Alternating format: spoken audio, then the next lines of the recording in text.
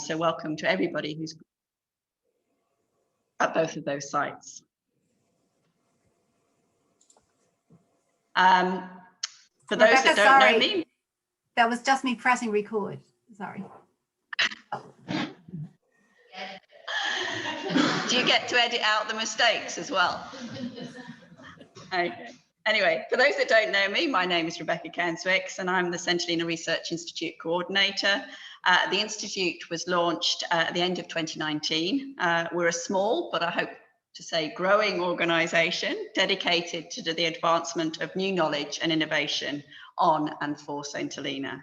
Our mission is to create and promote opportunities for research, innovation and the advancement of learning, ensuring that research and new knowledge is both accessible and used for the benefit of St Helena. Tara is the Deputy Director of Innovation at SARI and she will introduce herself shortly.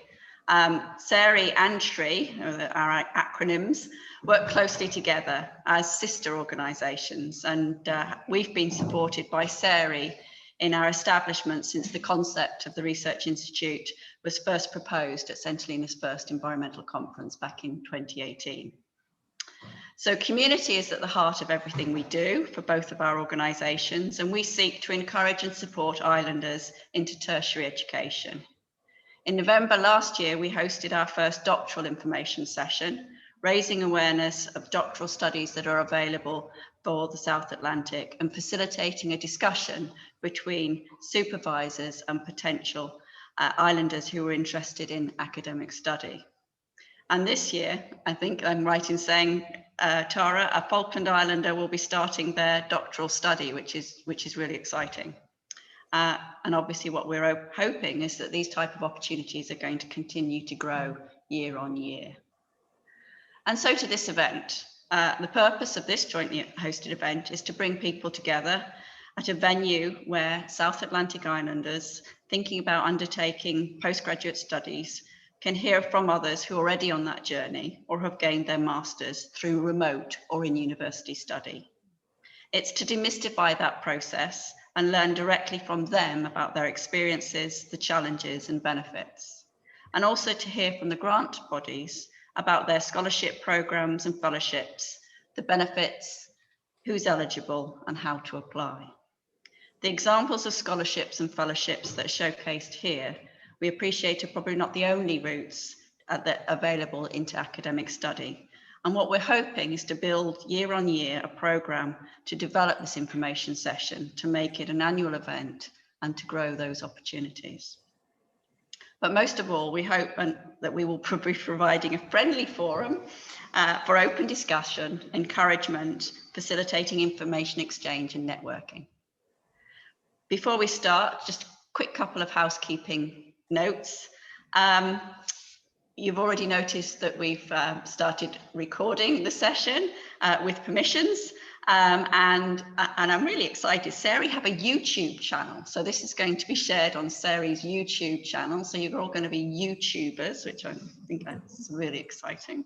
So if you're really not happy about having your picture on the on YouTube, I suggest you turn your videos off. However, please do keep your videos on if you can, but do mute them. And if you want to ask any questions, then raise a hand, put up a chat hand, or use the chat in the Zoom. We found it creates a much more friendly atmosphere if we can see everybody.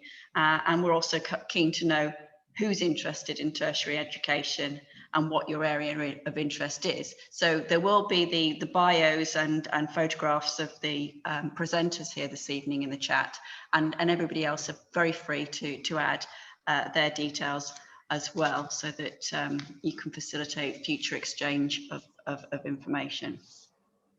The programme for the evening will run for about an hour, hopefully a bit shorter than that now because I've been speaking for long enough. We'll start with a 20-minute panel discussion focused on what it's like to think about, apply for and undertake a master's with students past, present and future who are on the island, on St Helena and in the Falklands, and then move on to individual presentations from the scholarships, the Chevening scholarships, Commonwealth scholarships, the Darwin Fellowships, and Jersey Institute of Academic Studies. There'll also be a time at the end for questions, so and of course, please feel free to add any in the chat, and we'll try to keep an eye on those questions as they're coming up. So that's all from me. Just to extend a big thank you from all of us to all of you. Thank you for your support and participation, and for your time in both preparing for this evening and joining us tonight. Just hope you enjoy the session, and wish you well in your academic journeys. Tara, over to you. Thank you, Rebecca, and thanks to everybody for joining the session, all of our panelists, our speakers and audience. It's a pleasure to co-host this with the St. Helena Research Institute. As Rebecca mentioned, I'm Tara Palembi, the Deputy Director of Innovation at SARI. And this is what we're all about. We're about research on the islands, for the islands, by islanders. And I know this is a vision that's shared by everybody around the table. So part of this drive for these hopefully annual events is to encourage everyone to think, everyone who wants to think about doing masters, think about doing their PhDs, and demystifying the process, really, just putting it out there that, you know, this is feasible. Lots of other people have done it. You're following in the footsteps of other amazing students. So without further ado, I'd like to welcome our past, present, and future student panelists. So around the table, and Bree, hopefully you can just switch the video on so that we can see everybody here. We have Gareth. I don't know if you can, everybody can join you there. Is that possible? Because I kind of wanted to see, just run it as a panel rather than as individuals. So around the table. Okay. I was leading. So as I said, we have apologies from blasting in the Falklands, but in the Falklands we have Sam raising his tea there, and Roddy. Hello. And Hello. St. Helena, we have Gareth. Hello. Hi. And Kyle, who is starting out. He's very shy. He's coming. He's coming. Okay. So I'm going to just hand the floor to you. So if you can just tell us briefly, before I start asking you any questions, your name, what master's course you did or are doing, what university you went to, how were you funded?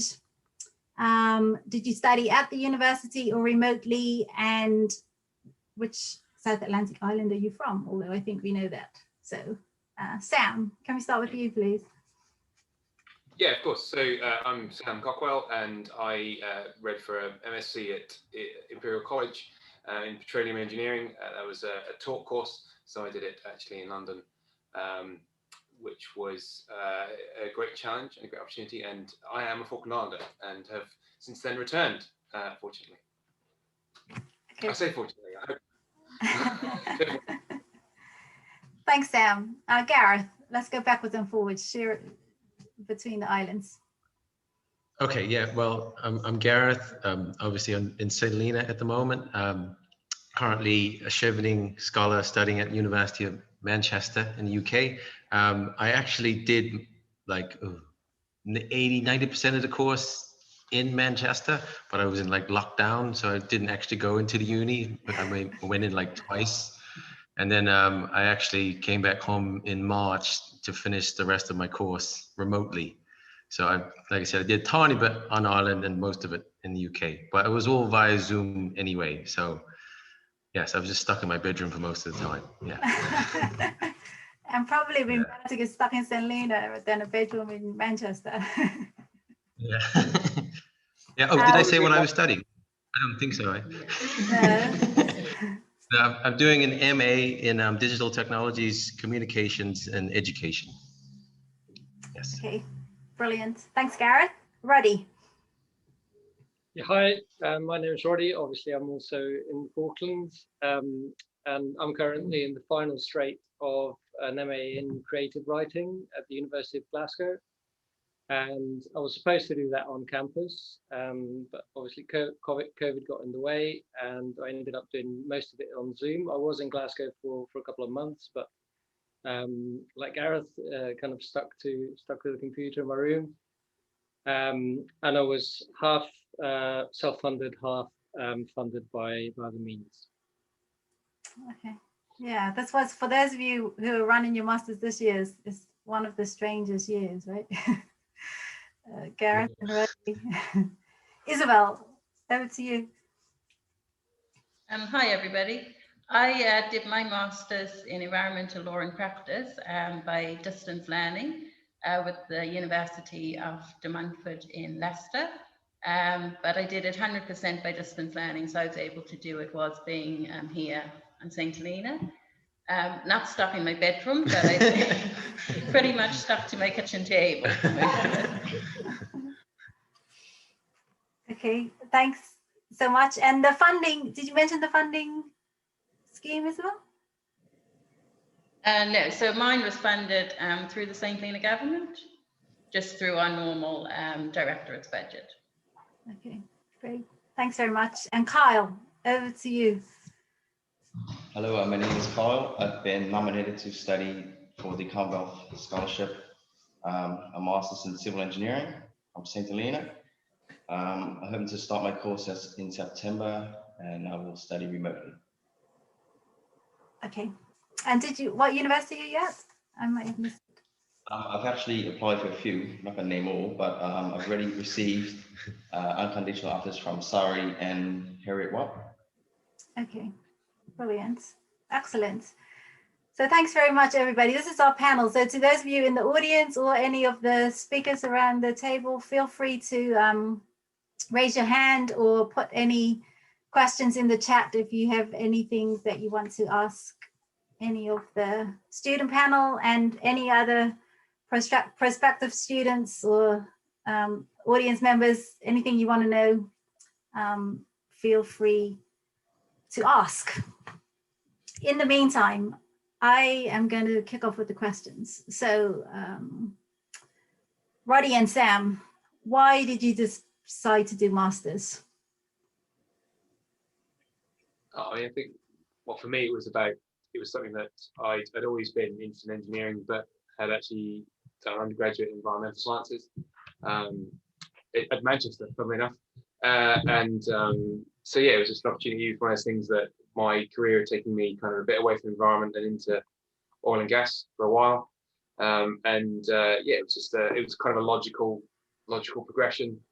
And yeah, I didn't mention actually I had a Chevening scholarship was my funding route for that. But yeah, and it was kind of helped by the government department I worked in with Roddy at the time. Funnily enough.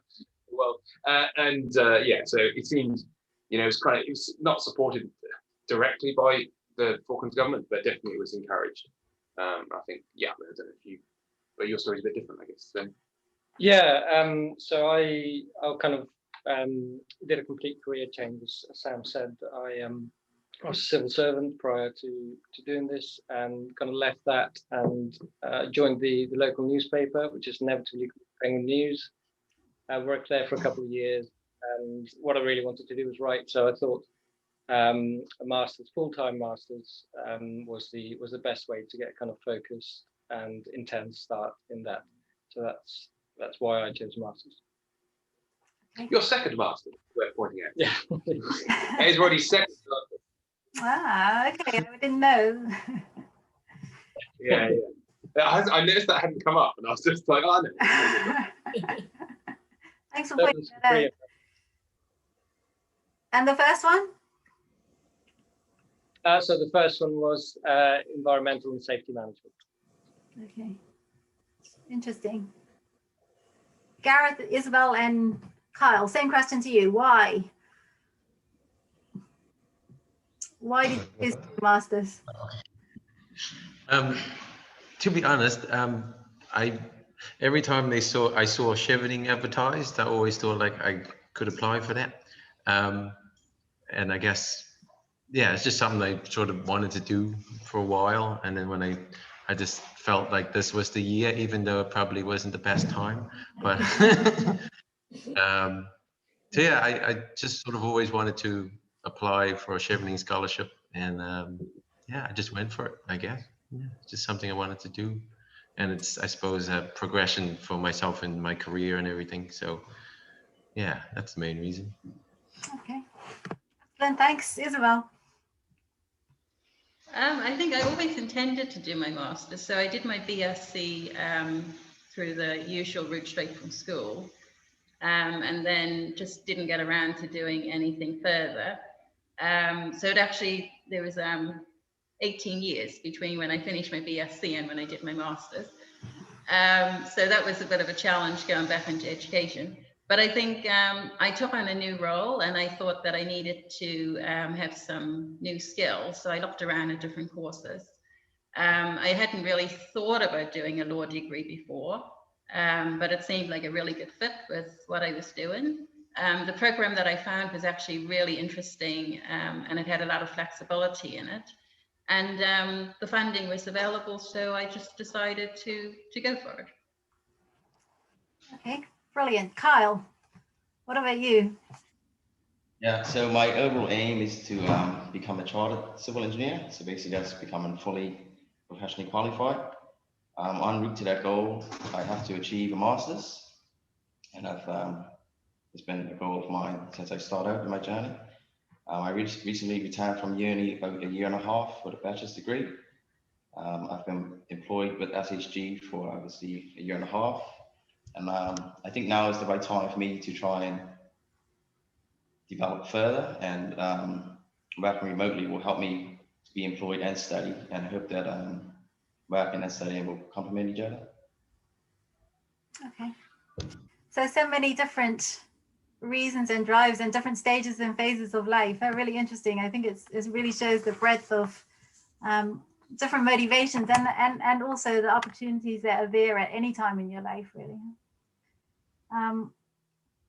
So just kind of thinking back, and for some of you who have done it a little while ago, or for those of you who are currently on the course, for somebody who might be thinking about it, what were your concerns, or what were the things that made you wonder, is this the right thing to do, or you know, those types of concerns, that type of thinking? Did you have any of that? And if you did, you know, what was your thought process to take you through getting past that to actually writing the application and for both the funding and the course? Who wants to start? Gareth, do you want to start this time? Let's mix it up. Okay. I guess like one of the main things was obviously, you know, if I could keep up with the workload, because obviously masters, you know, it's just 1 year, so it's quite like intense. You know, you have to learn a lot and do a lot in a short period of time. So that was one of my main concerns. But I just said, you know, if I put my mind to it, I can do it. And you know, everything in life isn't easy, and you know, obviously you have to suffer a bit to come out with something good at the end of it. So yeah, I suppose, and another thing too, I was like I turned 30 last year, so I thought like, oh, what should I get myself for my 30th birthday? Let's get a master's. Yeah, so yeah, like I said, I was worried, but like I said, I was up for the challenge. So yeah, and like Isabel, like I did my bachelor's a few years ago, so I got my bachelor's in 2012. So that was about 8-9 years ago. So but yeah, I did a PGCE recently too, so it wasn't completely out of like studying, I suppose. But yeah, so that's it. Okay, interesting. Sam. Yeah, I mean, I think I went back to, I said my undergraduate was environmental sciences, which is still a passion of mine, and going into like the training engineering masters was quite intimidating. I'm not entirely sure I've yet gotten over or yet really realised how intimidating that might have been. But to be honest, it was one of those things where I think once you if it's something you really want to do and you're interested in the subject, it's to not, for me certainly, to not let that kind of dissuade me and not let that get in the way. And it was, applying for the masters was good. Applying for tutoring certainly was good fun, and I quite enjoyed that whole process. And then the masters itself was, as Gareth was saying, it's a year, it's a lot. It's quite a lot to take on in a year. And for me, I found the residential course, so being taught at university, so you have contact hours and then kind of the work to do, and then you're kind of back in contact again, kept me focused on it, because I'm a dreadful wanderer, and I'd have wandered off into thinking about something else or not doing something else. So even though it was really challenging and it was going back to uni after being out of it for 5 years and moving away from home again, it all made sense to me, even though it was, like I say, I think even if I applied for the same course now, I'd still be intimidated applying for it. So I think the thing to say is just that don't try and let that stop you. It's something you want to do, and I don't think going for a master's is it's not it's not a small thing to do. So kind of try and enjoy that kind of pressure if you can, I guess would be the thing I'd say. Okay. Isabel, what was the most interesting thing on your course? Oh, I think everything was interesting. I could choose modules that reflected what I felt was relevant to St. Helena and the role that I was doing. But I think one of the, I wouldn't say interesting, but things which really made me realize how much things has changed now is the fact that I was able to do this totally away from the university and having access to everything online. That was one of my concerns at the beginning, was could I actually do a master's without having access to like a physical library? But it was really amazing that everything was posted online. We had an online learning platform, and we had access to all of the legal journals. So that was, I think, most interesting, that somebody, thousands of miles away from the university can actually study and still be a part of the university community, if you like, have access to tutors, have access also to the other students and the course, but be far away from there. And this, of course, I started before COVID, so all of the studying online and being remote hadn't quite taken off as much as it has now. So I think that was for me the most interesting part of it. Okay, sounds good. Roddy, how did you choose? So this is, how did you choose which course and which university? That's daunting as well, right? There's millions out there. Yeah, I guess part of my thought process specific to the course itself. I mean, I was fairly certain that I didn't want to go down the academic route so much. I wanted a course that was very, very practical, that focused on the craft, so to speak. And I also kind of shied away from courses that Isabel said there, that she chose a course with a lot of flexibility.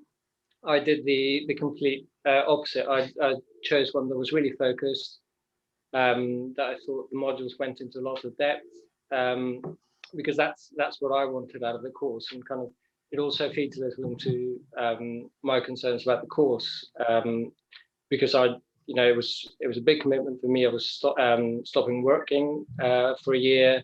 I was going to go away for a full year initially, so that would have been a big disruption. So I wanted to be sure that I was going to get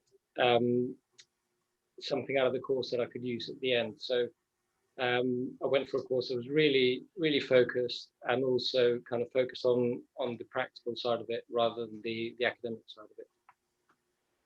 Okay, interesting. And Kyle, I think we are running out of time for this session. So any questions from the floor, and any questions from the physical floors and online floors, do feed them through to the chat. Kyle, my last question is to you. What are you most looking forward to?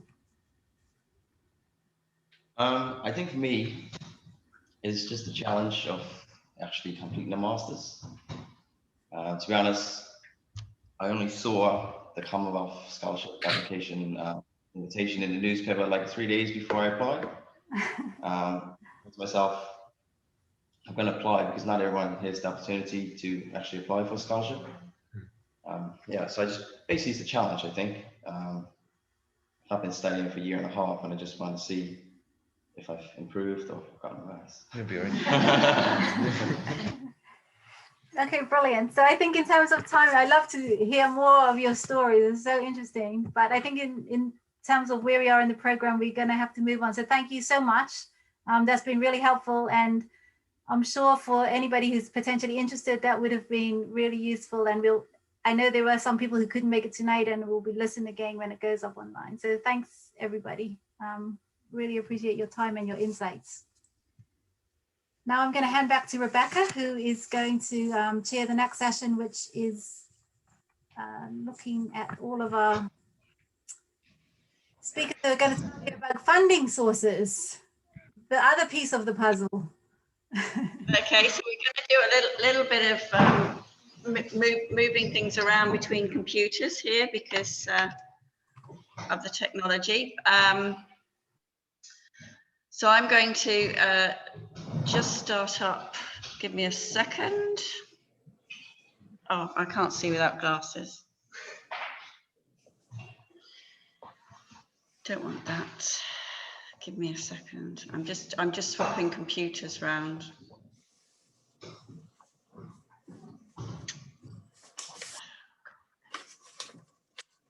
Why can't I see things? Go down. Get out of my way. I probably won't be able to put everything back up again now. Can anybody see? No, I won't. Or maybe we'll just do it. Okay.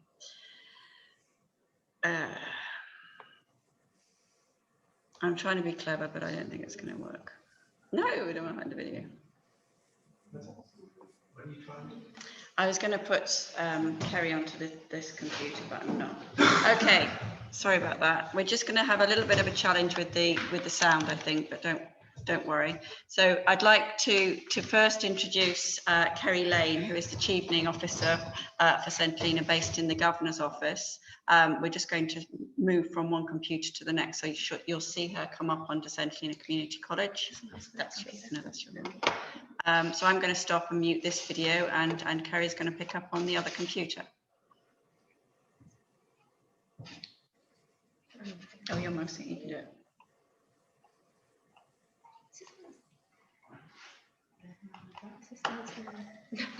That mouse doesn't want to work. Yes, I can use it. Ah. Can you use the mouse? Oh, we haven't. No, I think it was that one. What is that? It was moving, but it's not clicking. We did have the right mouse. It doesn't want to click. Oh, it's probably because I dropped it. I threw it across the floor. Okay.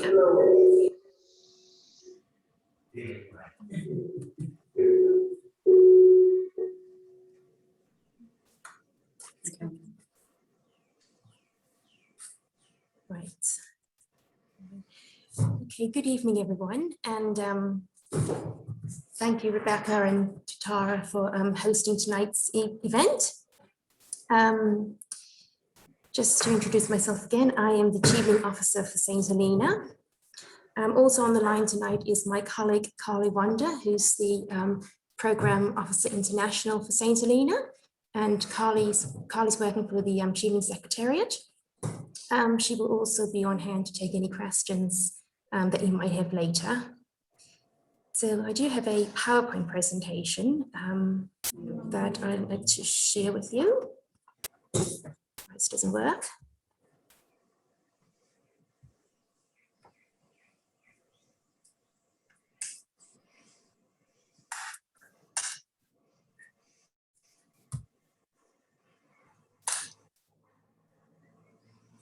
Okay, so I think everybody can see the presentation on screen. Yes, we can see it. Thanks, Kerry. Okay. Just use these ones here. Okay, so what are the Chevening scholarships?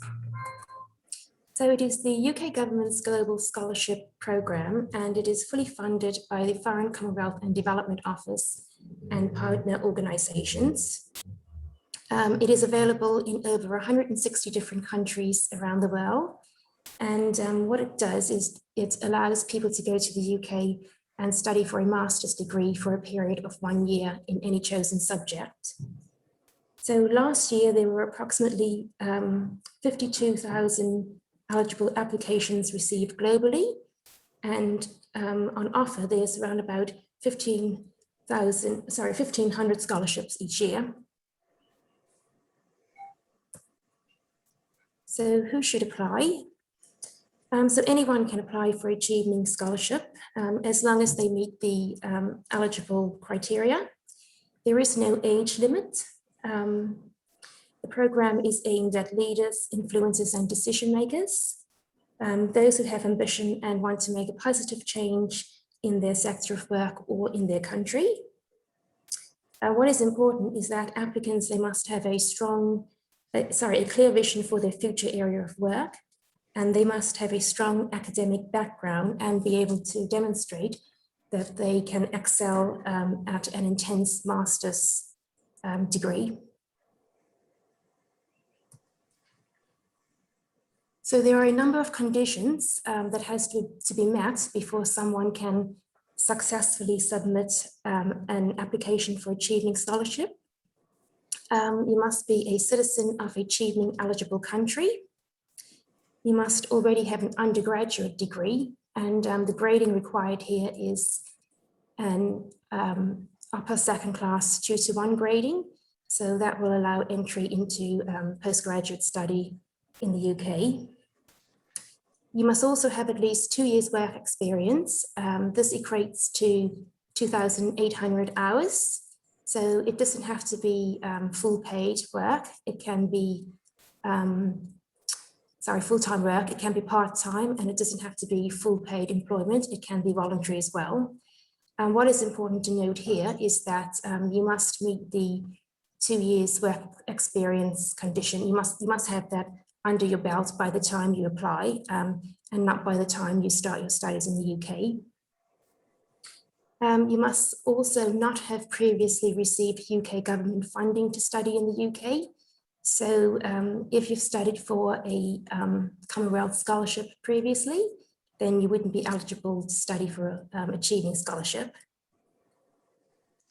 And you also must agree to return home for 2 years once you have completed your study in the UK. So alongside of your application for Achieving, you must also apply to 3 different universities for courses that you wish to study for. Whilst these courses doesn't have to have the same title, they must be very similar in content, and you must receive at least 1 unconditional offer by July of the application year. You can find eligible courses on the Achieving website, or if you were to search independently, you must ensure that the courses start in September and October time, that they have a taught element and must lead to a master's degree. They must be based in the UK. They must not be part-time or distance learning, and they must not be less than 9 months or more than 12 months in duration. So what does Achieving Scholarship cover? So financially, you get your tuition fees paid for, so that's the full cost of the course. You get a monthly stipend to help with your living accommodation costs, but it's only sufficient for 1 individual. You get your flights to the UK and back to your home country paid for. And you also get additional grants to cover essential expenditure. There will be a number of compulsory events that you will have to attend. And so the allowance that you get will be sufficient to cover these compulsory events. Another benefit as well is that you also have access to the NHS and the healthcare whilst in the UK.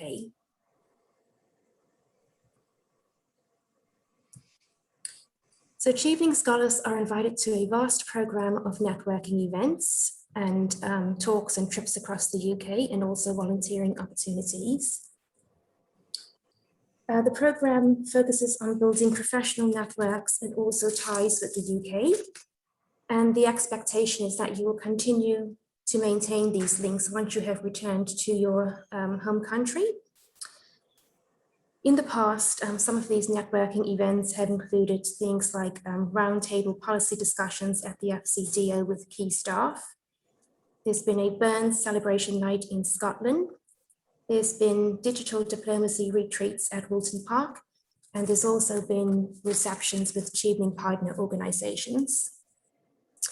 However, last year was an exceptional year, as you heard many of our scholars state, because of COVID. But it is hoped that, as time goes by and things improve with COVID, then some of these events that couldn't take place will resume again.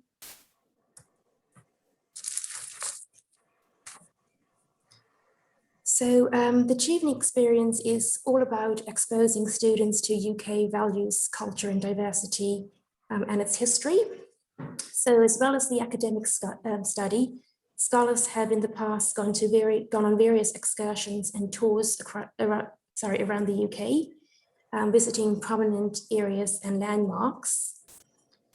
Some of the places that scholars have visited in the past include Number 10 Downing Street, Stonehenge, the London Eye, various football stadiums, and there's also been some groups who've hiked up Mount Snowdon in Wales. So it's not all about the serious study, there's some fun stuff to do as well. So the Achieving alumni community numbers over 50,000 worldwide, and we have alumni working in a range of different fields, such as journalism, business, law, science and technology, and many other fields. We also have alumni working in areas that are given a high focus by the UK government, such as climate change, gender equality, human rights, and women's rights. So as I mentioned before, Achieving is aimed at leaders and those with high potential, those who want to assume high profile positions. So some of the most notable Achieving alumni worldwide include Carlos Alvarado Cruzada, who's the president of Costa Rica. There's also Amina Mohammed, who's the secretary for education in Kenya. There's a lady by the name of Sola. Sola is the founder of an NGO known as Beautiful Hearts in Ulaanbaatar, Mongolia. The goal of Beautiful Hearts was to end child sexual abuse by lobbying policymakers and creating awareness around sexual violence. So some of St. Helena's most notable Achieving alumni, well, in fact, we only have 7 at the moment, soon to be 8 once Gareth finishes his studies. So we have Dax Richards, who's the financial secretary within the St. Helena government. It's worth noting as well that Dax is the first St. Helenian to have assumed this position in a substantive role. I think there has been saints acting in the position, but to be the substantive policy holder, Dax is the first person. So yeah, well done to Dax. We also have Pamela Constantine, who's the finance manager at Shaw. Katrina Drosy, she's the general practitioner on the Isle of Wight. Tracy Williams is also a program manager within the St. Helena government. Scylla McDaniel, she is on the island of Tuvalu and she's a technical advisor in psychology and social development. Tara Wortley, who's the company director at Rose and Crown. Sadella Young, the marketing manager at the Bank of St. Helena.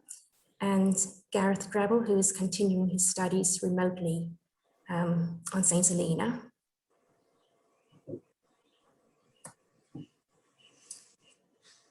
So the Chevening applications for the 2022 intake will open on the 3rd of August and close on the 2nd of November this year. Following this, there are a number of stages that the applications will go through. So in early November, they will undergo a first sift against the eligible criteria. Then in November, December, they will go before an independent reading committee to assess against the criteria. And then January, February, applicants will be shortlisted for interview, and February is when they will be notified whether they are invited to an interview.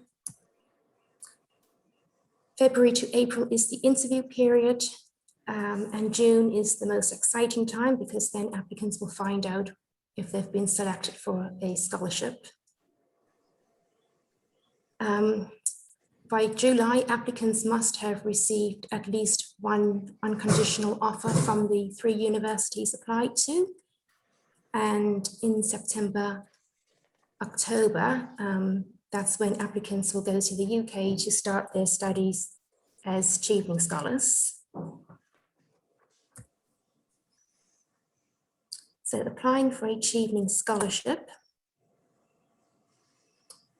all applications are done online. There are no paper-based applications at all. The application form can be accessed through the chevening.org website. It focuses on 4 different areas: leadership and influencing, networking, studying in the UK, and your career plan. It is important that you answer in as much detail as possible and you use examples. It is also important that you show how your course choice links in with your career plans and how they will benefit your home country when you return. Okay, so that more or less brings us to the end of the presentation. You can find out more information about the Chevening scholarships from the official Chevening website, which is www.chevening.org. You can also find us on Facebook, Twitter, and Instagram, and the handle is @CheveningFCDO, and we're also on LinkedIn. Okay, so that brings us to the end of the presentation. So if anyone has any questions, I'm happy to take any questions. Thank you very much. That was really comprehensive. Thank you. I think if you have any questions, I think there's an opportunity to put them in the chat or any questions in the audience now. Pretty comprehensive then, I think, but obviously you know the lady to speak to. Or if you wanted to contact me afterwards, you can send me an email. My email is kerry.lane@fcdo.gov.uk. If you can't think of anything now. Thank you, Kerry. Thank you. And I believe Carly's going to say a few words. I'm not sure if she's going to say anything further on Chevening. I think she's going to cover the Commonwealth scholarships. Yeah. But again, if anybody has any questions, I think she's happy to take any questions. Okay. Yep, I will be presenting about the Commonwealth scholarships. Hello. Yeah, hi everyone. Nice to meet you. I know I've been muted most of this time, but I'm happy to be with you, and thanks for having me. So I'm just going to start sharing my screen in a bit. If you can let me know if you can see my screen. That's not us. Good. Are you able to see the PowerPoint? Yes, Carly, we can see it. It's not in presentation mode yet. Ah, okay. I will have that there in a second. Okay. So I am going to talk to you about the Commonwealth scholarships. They're also abbreviated as CSC. So as Carrie mentioned, I work at the Chevening Secretariat. I don't actually directly work on the Commonwealth scholarships, but I'm representing some of my colleagues at the ACU this evening. So hopefully I can give you enough information, but at the end, I'll also give out some contact information for the CSC. So if I can't answer any questions, they should be able to help. Okay, so just to get started. So the Commonwealth scholarships are funded by the FCDO, And they are master's scholarships that enable talented and motivated individuals to gain the knowledge and skills required for sustainable development. And they are aimed at those who no otherwise can afford to study in the UK.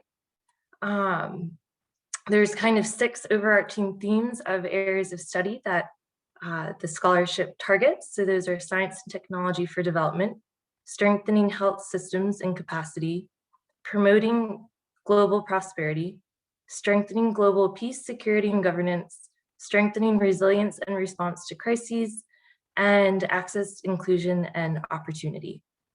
So the scholarship has been around since 1959, and within that time, there's been almost 30,000 individuals who've been sponsored under this scheme. Every year, there's about 750 scholarships offered. There are a couple other programs also within the Commonwealth scholarships, but the main one I'll be talking today is about the Masters. So that's what we're here for tonight. But if you go online, you'll also see that there's a couple other programs that are offered under this, this program, including PhDs and fellowships, but those differ by where you're from. And so, as I said, I'll just be talking about what's relevant for everyone tonight. So it is a merit-based scholarship. So that's also just to keep in mind. So while I said it's also keeping in mind financial need, the main criteria is merit, and also looking at those who have the potential to contribute back to their home countries. So a CSC scholarship covers full tuition, return airfare, a living allowance, other grants related to studying, so money to help you kind of get situated when you first move to the UK, and some other funds as needed.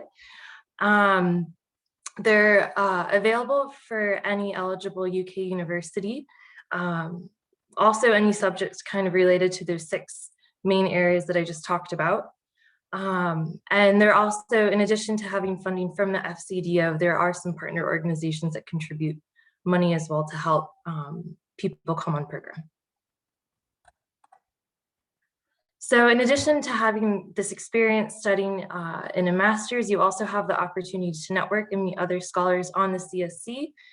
You might also have overlap with Chevening scholars, and there's a couple other scholarships available through the UK government to different countries. So you can meet people, you know, from a wide variety of backgrounds with a whole range of interests. So it's a really great opportunity to, you know, not only learn through your master's, but also through the people you get to meet. In addition to the academic opportunities you have through your master's, there's also activities offered through the CSC, just kind of similar to what Carrie was talking about with Chevening, that help expose you to different cultural aspects of living in the UK. So specifically, this Commonwealth Master's Scholarship is available for St. Helena. There isn't a master's scholarship right now through the Commonwealth scheme for the Falklands, so that's important for everyone just to note who's in attendance, that there are, within the Commonwealth scholarship scheme, the funding isn't always universal across areas. So the funding is specifically, or is for St. Helena. There's been 5 alumni since 1990, and yeah, we're excited also, yeah, to have our scholar this year as well. And just to kind of reiterate that this is for postgraduate studies at a master's level, and through this you'll experience training with qualified professionals and academics during your program. And again, you'll get to network and meet different people who are also on the CSC scholarship. And so these are just some notable alumni from CSC. So I can just, if you want to take a look at some of these people, there's, like Chevening, people who have interest in a wide variety of fields, who kind of throughout their career use their masters to leverage their professional experience and kind of take their career in that trajectory where they're moving up and you know, taking on positions of you know, becoming more eminent in their fields. So the last thing I kind of want to touch on is just about the application period. So I don't have a specific date to share with you. I was just told that the scholarship will open late summer 2021. But if you go to this, if you go to the website listed, or if you email info@cscuk.org.uk, you can get more information about the application window. I know that we work through partner organizations who also help us facilitate the program. And so there's a couple different avenues to get information. But this email address here is probably your best bet if you want to have any follow-up, or if you have any follow-up questions just about eligibility, about courses that you're interested in, if maybe you want to be put in touch with someone who's a current scholar so that you can learn about their experience. My colleagues who man this email address can definitely help you with that. And I know that was a bit brief, but that's what I have to share about the CSC scholarship. So I'm going to stop sharing my slides here, but I'm happy to take any questions and pass them along to my colleagues if that's helpful, or if I can answer anything right now, I'm happy to do my best. Carly, thank you very much for that. And sorry about the sound at the beginning of your talk. We had a bit of a problem here, but thank you. I'm sure if anybody has any further questions, that those will be useful addresses for them to go to. So thank you for sharing all of that with us. I'd now like to invite Wendy Benjamin to join us to add a little bit to what Carly has said about the Commonwealth Scholarship scheme with relation to St Helena. Wendy is our Portfolio Director of Education, Skills and Employment here on St Helena. Thank you.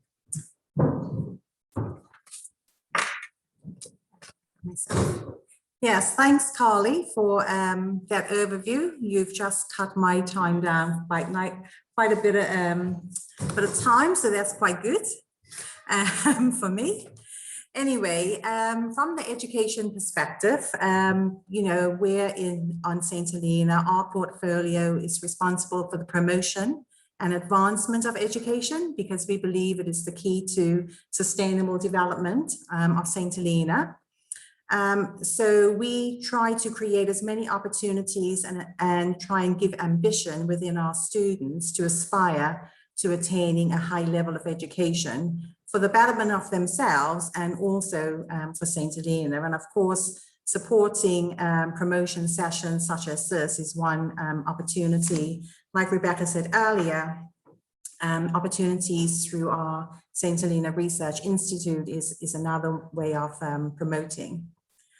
We currently provide opportunities for students to apply for undergraduate courses through our Scholarship Awards program, but unfortunately, due to budget limitations, the number of placements we can offer is limited, and we are unable to support students aspiring to prolong their learning and undertake master's degrees.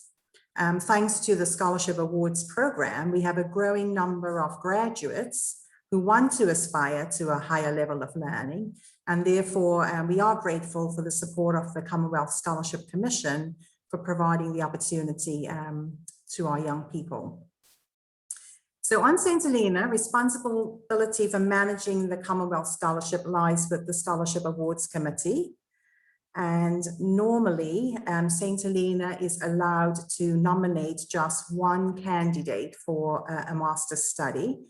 And that candidate is considered along with all other nominations.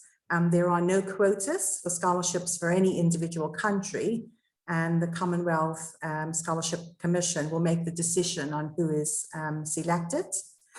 So the process for us here on St Helena, usually it starts with our adverts being, the opportunity being advertised in November of the year, and we are required to advertise for a minimum of 4 weeks. And of course, we try to use the facilities available to us. So we advertise via radio, newspaper, the SHG press office, and also the SHG website. So Carl, you must not have been looking at those areas if you only saw it 3 days before you were nominated. So anybody's out there interested, start looking at all those areas from November. Interested persons are asked to submit an expression of interest to the Secretary of the Scholarship Awards Committee. And we usually set a designated date, which is sometime in January, depending on when we receive the notification from the Commission to go ahead and advertise. Like Carly said earlier, when advertising, we do make people aware of the development themes under which the scholarships are being offered, so that people can identify their area of interest. If there is more than one expression of interest, then the Scholarship Awards Committee here on St. Helena, they undertake a selection process. They're required to complete an application form, and those who meet the set criteria will then give a presentation to the committee on their proposed area of study and how that would benefit St. Helena. And like I said, because we only have one nomination, there can only be one person who's successful. So as a result of that process, the chairperson of the Scholarship Awards Committee then confirms with the Commonwealth Scholarship Commission the nomination for St. Helena. And of course, that is all submitted, and then we wait to see if we have been successful. To date, as we were listening to Kyle before, he's submitted, he's been nominated, and we're just waiting to hear if he's been successful. If we have a successful candidate from St. Helena, then of course the Scholarship Awards Committee supports that candidate in organizing placements, supporting any administration that they might need. And if the candidate is an employee of SHG, then usually consideration is given to allow that person to have a career break, to allow them to go to the UK to study. That is if it is needed, unlike Kyle, who is hoping to do his studies on Ireland. But also if you are studying on Ireland, then we have the St. Helena Community College that will support you as well with internet and providing the IT facilities. Prior to 2020, though, the Commonwealth Scholarship Commission offered undergraduate, master's and PhD scholarships. However, since 2020 now, this has been reduced to the offer of the master's scholarships only. So our previous successes through the Commonwealth scholarships have been through the undergraduate route. So if I can just look at Kyle, Kyle was one of those who was successful in 2016. We had Kyle Francis in 2017, and he's back on Ireland in the biomedical science field. In 2018, we had Jordan Stevens, who was successful, and he's studying literature and history.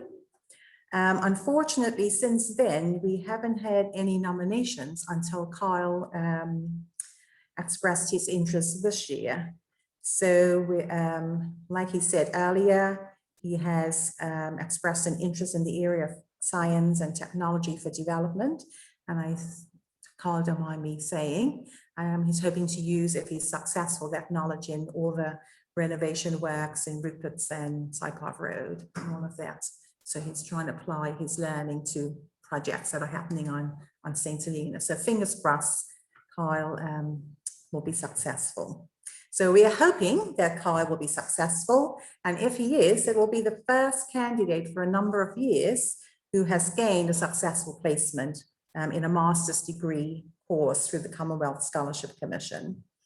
We hope that, if Kyle is successful, that will encourage other graduates to take advantage of the opportunity to apply for a Commonwealth scholarship. Like I said, should come out in November. So yes, do look out and try and take advantage of it. Listening to the group study before, As someone who has studied at master's degree level, I had 5 years, Isabel and Gareth, not one. I did mine by distance learning. But if I can say the benefits of studying a master's degree, it has benefits for yourself personally, professionally, and for your island. So I encourage anyone who's listening, who've got the ability and the motivation to apply and try and take advantage of any opportunity that presents itself to study for a master's degree. Thank you. Thank you. Brilliant. Thank you, Wendy. That was certainly motivating. So I hope there's going to be people listening out there. So moving on, and a slightly different theme now and approach. It's a pleasure to welcome Ailey Young. Ailey is someone that St Helena has worked closely with for many, many years, since she started working on the Darwin projects. And it's great to see you in person and to engage with you at this level. So thank you very much, Ailey, for coming on. And we look forward to hearing what you have to say about the opportunities through the Darwin Fellowships. Thank you. I'll hand over to Ailey.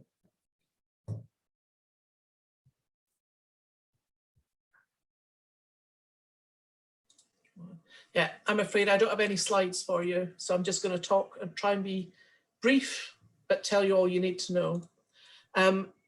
And Darwin Fellowships are slightly different from the ones we've been talking about recently because they're much more project-based. We found that in the main Darwin initiative, we were coming across individuals who would benefit from additional training or additional capacity building in one way or the other, across a range of different types of training, not just academic training. So the fellowship schemes were set up to try to give that opportunity for somebody that maybe had come to light through a project to have that additional ability to be supported to go and do whatever kind of capacity building or training they needed. So when we started the Darwin Plus Fellowship Funds, we added them into Darwin Plus as well. So that same opportunity was there for people within the overseas territories. So our funding is specifically for people within the overseas territories to support an individual, but the application has to come through an organisation. So we normally find that it's the project that they've worked with wants to support them to do their additional learning. But it may well be that they have their own contacts with people that want to help support them through their learning. And we're certainly happy to talk to people if they've got questions about that sort of element where you have to have an organisation behind you. But we're definitely there and happy to support people that draw on wider UK technical and scientific expertise specifically in the fields of biodiversity and sustainable development. The fellow is normally someone that we would expect to be committed to going back to their island and to share the experience and the training and the learning that they've had by going back and working on island, sharing that training with other people, mentoring, whatever way they have of sharing the capacity that they've had built as well. Our funding is much more sort of project-based. Our application form isn't the same as a scholarship form. It's more like a project form. So we've got no specific elements that we would say yes or no, we wouldn't fund. It's down to the justification you put in the application form itself. If it's a pure academic form, we would cover things like academic fees, stipends or costs for living in the UK or wherever you're training, a whole variety of different things, as long as they're justified in the application. Or if you want to talk to us beforehand, we're quite happy to talk about what the possibilities might be. And we will fund up to 24 months, which is longer than your normal MA. It gives you time to, if you're going down the academic route, it gives you time to do additional field work, to write things up and to go back and do it over a longer period if that's what's necessary. So it's quite a different approach to your normal scholarship application forms. As I said, it's open to UK OTs residents, or if for some territories that don't have residents, somebody that can demonstrate that they've got a long-term commitment to putting something back into that territory. For example, we've got a couple of fellows at the moment that are working in Cyprus. They're Cypriot rather than from the Sovereign Air Base, but the work that they're doing is supporting the work of the Sovereign Air Base in Cyprus. So the justification is there that their continuing work will put back into the territory itself. We don't require anybody to come to the UK for training. So you can do distance learning if that's what suits. We've had Darwin fellowships rather than Darwin Plus fellowships that have been built much more around a network of different opportunities to go and visit different organisations that help increase your capacity in your own field of expertise. And we're happy to work with people of any age. So mid-career is just as important to us as people starting out in their field work. I'm just trying to think if there's anything else specific I need to say at this point. For the next round of applications, we don't have dates yet, but we expect to be opening up for applications in the summer sometime. And we would normally expect to have results in February, March time, to give plenty time for getting started if it's an academic term that you're looking for. Doesn't always follow, but that's the aim. And if you're needing to see a bit more about what we've done in the past, there are some application forms from current Darwin Plus fellows. You can find them on our website, which is darwinplus.darwininitiative.org.uk. And if you need to get in touch with me, you can get in touch with me through that website as well. And I think I'll keep it short there, if that's okay. Absolutely, Ailey, thank you very, very much. And I'm sure if people have some questions that they will get in touch. Yeah, that's fine. And it's great to consider the actual breadth of the opportunity actually that the Darwin Fellowship actually offers, and the flexibility that it could offer, as you say, across the whole Darwin Plus routes, which include sustainable development as well as environment. So thank you very much for that. No, thank okay. you. Actually, I'll just say we haven't funded very many Darwin Plus fellows, but only because we don't get very many applications. Well, hopefully we're starting to change that for you. Watch this space. Yeah. Thank you very much. Thank you. And now it's a pleasure to ask Dr. Amy Hall, who's the Programme Coordinator and a Senior Research Fellow at the Jersey International Centre for Academic Studies. Amy, it's good to see you, and thank you for coming, and look forward to hearing about your bursary programme. Thank you. Sure, I'll just share my screen, and hopefully everybody can see that.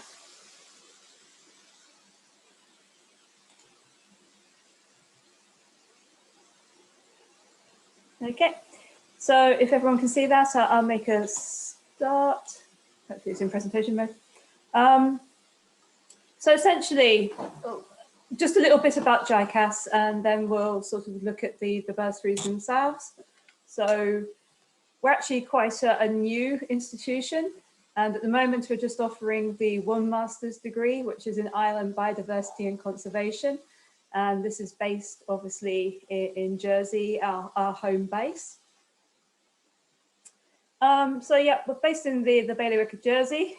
For those of you who don't know where we are, that's us down here, if you can see my mouse pointing you. So we're just sort of 14 miles from France, 85 miles from the south coast of the UK. We're a very small academic institution, so we sort of support our students very well. We meet them all the time. We tend to only have sort of 15 or 16 students at any given point. We're designed to meet the needs of conservation professionals specialising in islands.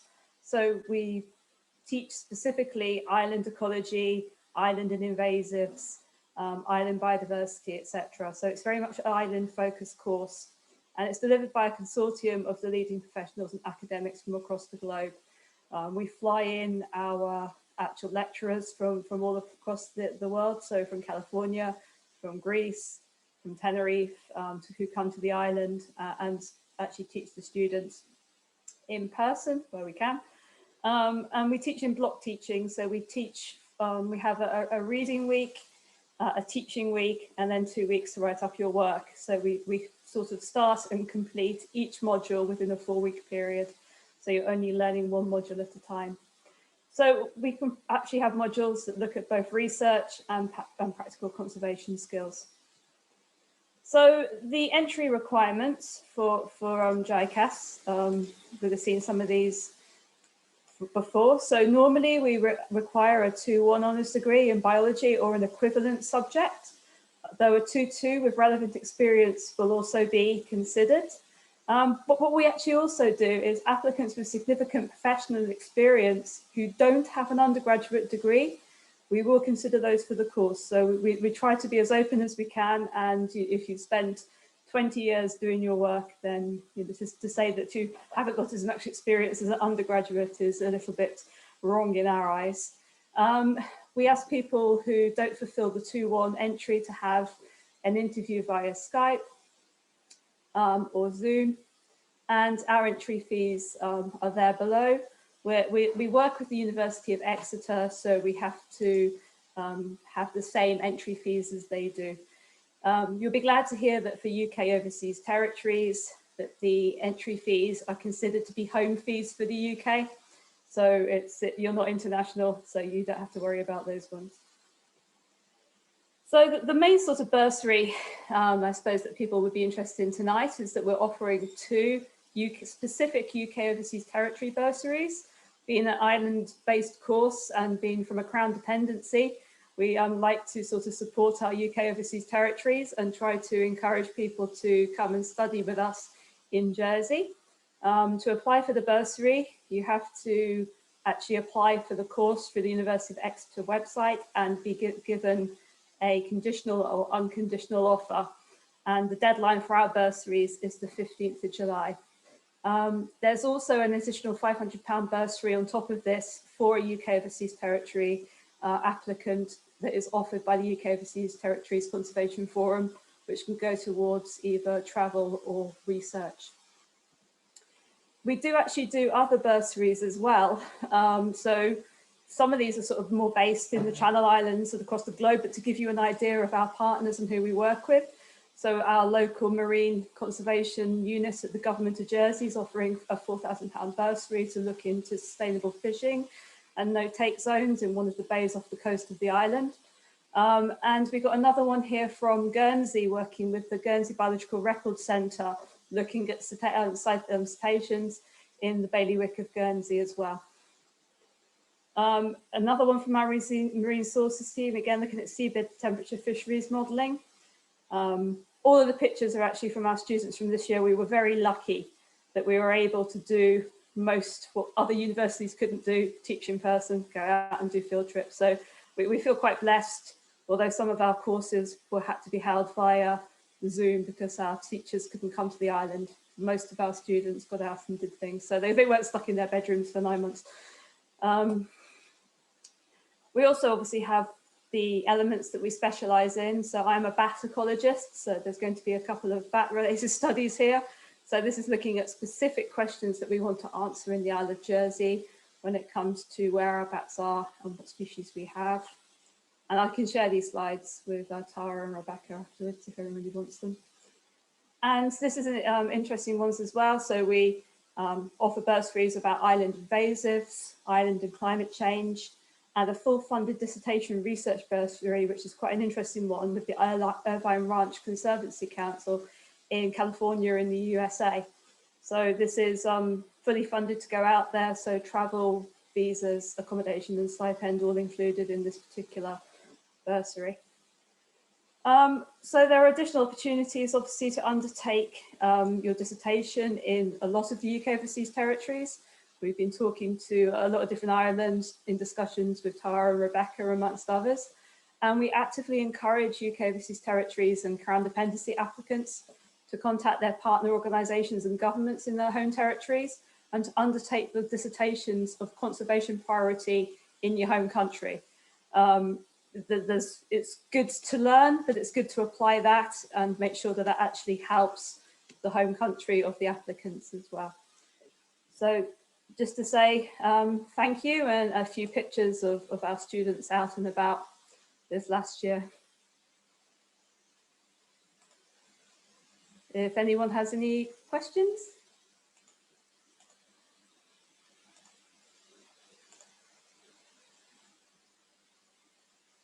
I can't hear you, Tara. I think you're on mute. Yeah, Rebecca. Oh, Rebecca, sorry. Sorry, thank you. They could hear me here. Making a fool of myself. Don't worry, I've been doing it a lot this year on Zoom.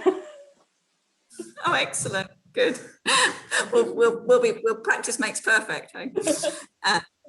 Anyway, no, thank you for that, Amy. And what fantastic opportunities for students. And obviously, we're really excited and looking forward to working with you and developing that reciprocity with regards to students and bursaries and opportunities. I just wondered whether you might just a very quick question from me. Obviously at the start you mentioned that you're a very new organisation, that you currently run the Masters in Island Biodiversity and Conservation, but could you maybe just mention it's a very impressive list of programme for developing future Masters and the areas of study that they will form in the future? Yes, so our next course that's probably likely to come online is going to be Island History and Archaeology. My colleague, who's also a program coordinator, that's his side of the business. I'm a scientist, he's an historian. So that would be the next course that we'd bring online. And then probably the following year, islands and climate change. So specifically looking at how climate change impacts on islands and islanders. Yeah, no, I'm looking forward to those courses as well for future candidates. That's really exciting. So thank you very much. And with that, I think that's all of our current opportunities and bursaries and scholarships that we have to discuss tonight. So thank you all for sharing that really valuable information with us. And I hope there's some people in the audience, both here and on the Falklands and online, who will be in touch with you to continue some conversations and ask questions. And I think I will hand over to Tara for closing remarks, if I may. Thank you, Rebecca, and thanks everybody. We're always over ambitious with our programs, and it's much harder to be dictatorial about timekeeping online. But it's been a pleasure. I just wanted to take, since we are late, I wanted to take the final few moments to open the floor to questions, actually, because we have kind of gone from, presentation to presentation. And Rebecca, is there anybody in the room there who would like to ask a question? They're all looking pretty quiet to me. Oh yes, Gareth has a question. I was just wondering, can you hear me, by the way? Yes. Hello? Now, I was just wondering, with the Commonwealth Scholarship plan, you think that they will only do masters, so like if I wanted to say a doctorate one day to the Commonwealth, it won't be possible anymore, or will that change? I think that was Chevening. No, did you ask about a PhD? Gareth asked if he wanted to do what one day? Yeah, a PhD. A PhD. Okay, so Carly, I think that's the question. Are PhD Commonwealth scholarship opportunities no longer available to St. Helena? That's my understanding, yes. So if you go on the website, you will see PhD opportunities listed. But I think the team is in the process of updating the website. Because I asked about that today and I was told that right now there's only master's opportunities. But if you do have questions about, about PhD opportunities, I think it's still worth emailing that email address on the slide, and I can put it in the chat function or in the chat here so that you have that, just so that you can get full clarification. But that's what I was told today. I'm sorry I don't have more information. I don't work on the commission. No problem. I'm just representing them this evening. Yeah, but thanks for that. And it probably would be interesting to understand why it got withdrawn, huh? Because it was, I guess it is potentially the only funded PhD route. So it might be an interesting conversation to have sometime in the future to unpack that. Any other questions from the floor there, Rebecca? Wendy has a question. I have one. The lady from the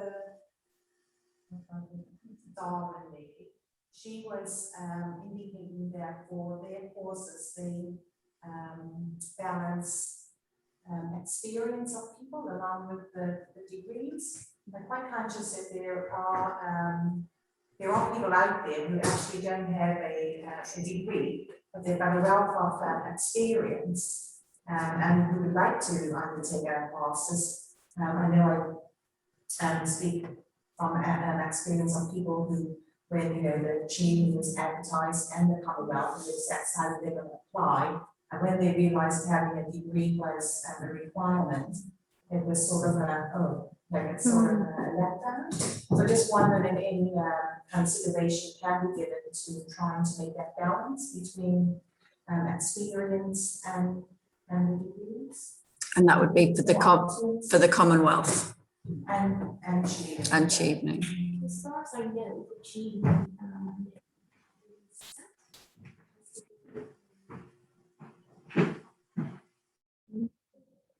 in the past, they could make exceptions, but as far as I know, the colleague can perhaps clarify as well, but as far as I know, it has to have an undergraduate degree, it's just one of the conditions.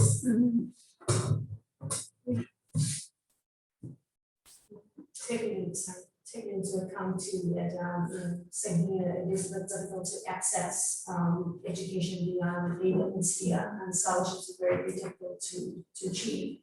I mean, 4 of the students that were shown before who had champion scholarships, they all went through and had undergrad degrees through there. So they were not all they didn't all get a master's degree from using the champion route. Wonder if there's any possibility for going forward that maybe that could be considered again, because like a lot of them, when you say you need to have the undergrad degree first to be able to access anything else. Mm-hmm. So if you don't have that set in stone, all the opportunities that are going to be out there is not really that valuable to us if you're not going to use either the entire experience or another way to get your undergrad degree. Yeah, and that's what's been withdrawn from the Commonwealth, is the access to the undergraduate degree and the CHEP. Yeah, the CHEP needs to be. Yeah, there's 4 people that's on there. They got their undergrad degree. They didn't do the master's degree. Just change and somewhere along the line. So it sounds like there's a real demand and interest here for opening up a conversation about support for both undergraduate, obviously as a route to masters, but also exploring other opportunities and routes for masters without undergraduate degrees based on experience. So I think some further conversations and certainly to be had and followed up as a result of this, Tara. I couldn't catch everything that was said. I caught some parts, so I'm sorry if I don't hear or if I didn't hear correctly, but I can pass that feedback along to my colleagues at the EC who are working directly on CSC about the implications of the undergrad funding being cut and that really limiting the avenues for masters then as a result also. But just on behalf of Chevening, I know a lot of the reasoning for our requirements have been because of master's requirements. So most masters in the UK, and I don't think all, but most require you to have an undergraduate degree. And so when we make the decisions to give out awards, given kind of the limitations we have on funding and how many awards we can give per country, we want to make sure that if we give an award to someone that they will gain entry for their master's program. So if someone doesn't have the background that would necessarily gain them entry into a master's, that can then jeopardize their ability to take their Achievement Award. But I will give that feedback to the CSE because I think that's important for them to know. The extent of the ramifications of those cuts to the undergrad funding. Thank you very much. And I think the point was about the PhD funding as well. So it might be the Carly for the Commonwealth Scholarship. I think it was both undergraduate and PhD funding seems to have been withdrawn. Right. Yeah. So I think also there was a point. So for those of you around the kind of online table, if you didn't hear everything that was said there, I think the point was about you know, funding being available for people to undertake masters without having an undergraduate. And so I think the approach of JICAS and potentially Darwin was welcome. So I was wondering whether that can be expanded to Commonwealth scholarships and Chevening scholarships, that similar approach of, you know, valuing experience and therefore funding masters without people who want to do master's courses without having the undergraduates was one of the points that was raised there. Is there anything else from the floor in St. Helena? No, I think that's probably exhausted everybody. It's getting late. Okay, I just want to ask Kyle, who is online here. I know from the Falklands, based in UK. Kyle, I don't know if you can hear us and if you have anything that you want to ask.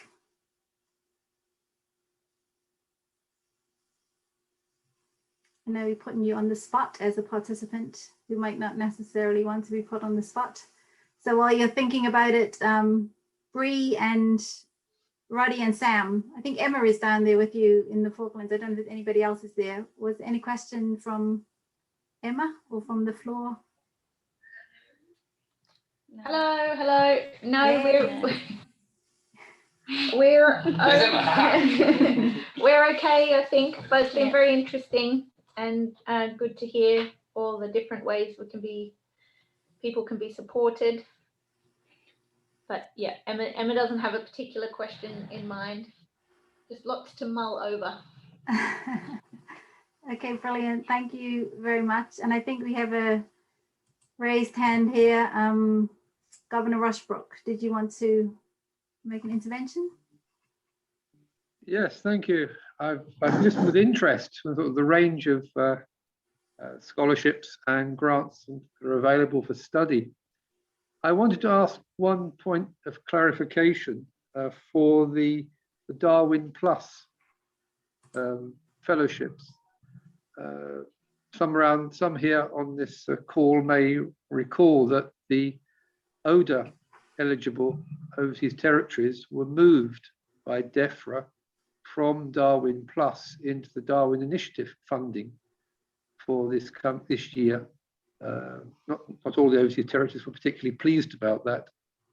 Does that fact exclude the ODA eligible overseas territories from seeking research fellowships from Darwin Plus? That means St. Helena, Tristan da Cunha, Pitcairn, and Montserrat.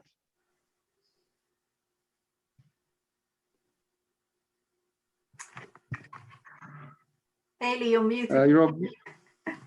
Yeah, it's my understanding, but I can't guarantee it yet, that the everybody will be back under Darwin Plus for the next round, so that wouldn't be an issue. Yes, Okay, exactly. thank you. We all disagree with the fact that it was done. Yeah. Thank you.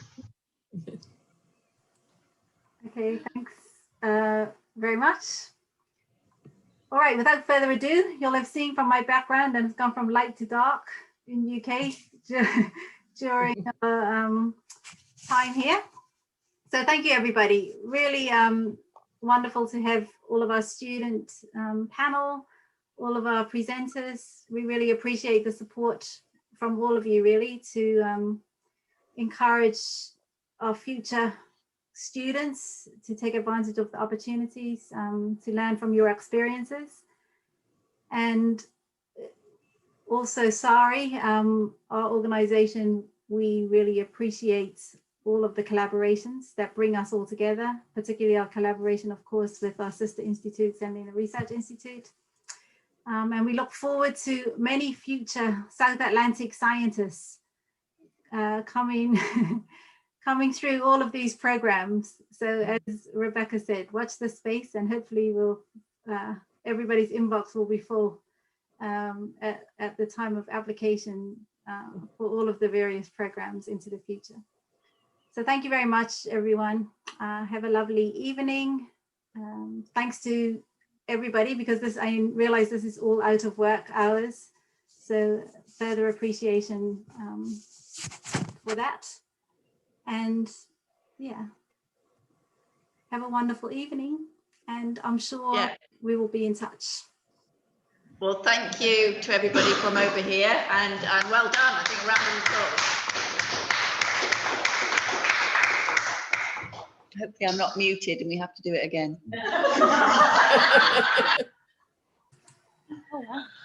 Okay, bye everybody. Bye bye. Thank you. Have a good evening. Thank you.